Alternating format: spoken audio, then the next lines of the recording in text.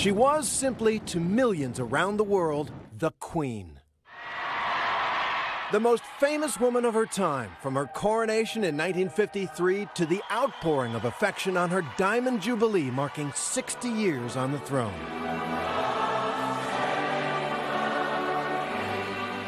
So much history, so many indelible moments. Decade after decade, from the Cold War to the computer age, what an extraordinary reign. And for all those years, through all that history, duty is what defined this remarkable woman. She was born in 1926, a little princess, Lilibet her family called her, who was never expected to become queen until her uncle, the Playboy King Edward VIII, abdicated the throne to marry an American divorcee, and her father then became King George VI. The young Elizabeth was suddenly next in line for the throne. I declare before you all that my whole life, whether it be long or short, shall be devoted to your service and to the service of our great imperial family. During World War II, the princess did her duty. She was a driver and mechanic on the home front, and she fell in love in those years, a handsome prince, swashbuckling Navy Lieutenant Philip Mountbatten. Take thee, Philip. To my wedded husband. To my wedded husband. They married in 1947. 5 years later, when King George died, Lilibet became Queen Elizabeth II. Her coronation was an international sensation. But the British Empire Elizabeth inherited was falling apart, all the colonies becoming independent nations. So she helped to create a new realm dubbed the British Commonwealth. When we were young, it was very easy to take our grandmother for granted. She was just a grandmother to us. But I've actually really learned to sort of understand and accept the huge deal that she is around the world. Elizabeth traveled the world, more than 250 overseas trips, showing how the British monarch could change with the times and shape them, even as she raised 4 children, the most famous working mum in the world. She was a young woman in a man's world, carving her own way through life and through a job that she, like any of us, don't necessarily have all the preparations you'd like. I think she's done amazingly well. Queen Elizabeth reigned through over a dozen American presidents and just as many British prime ministers. Her first was the formidable Winston Churchill, proving a savvy stateswoman and a constant leader on the world stage. The years brought their ups and downs. The wedding of Prince Charles and Diana seemed to be a highlight, and Elizabeth watched as her daughter-in-law captivated the world in the 1980s.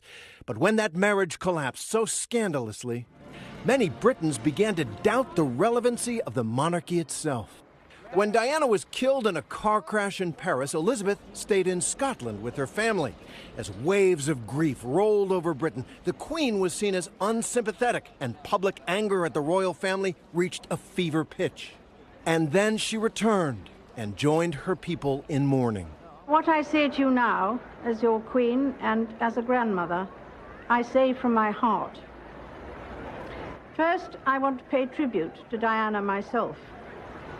She was an exceptional and gifted human being.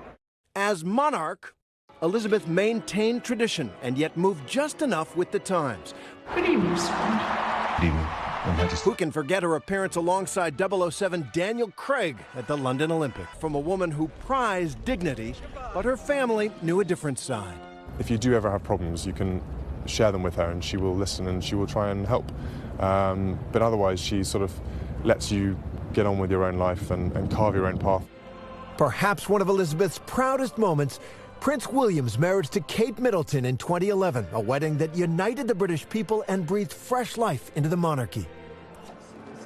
2 years later, the Queen would welcome the newest heir to the throne, Prince George, and later Princess Charlotte and Prince Louis. She's a remarkably energetic and dedicated guiding force for her family. And I'm so glad that my children are having the chance to get to know the Queen. In 2015, Elizabeth became the longest-serving monarch in British history, passing her great-grandmother, Queen Victoria. A long life, a long reign.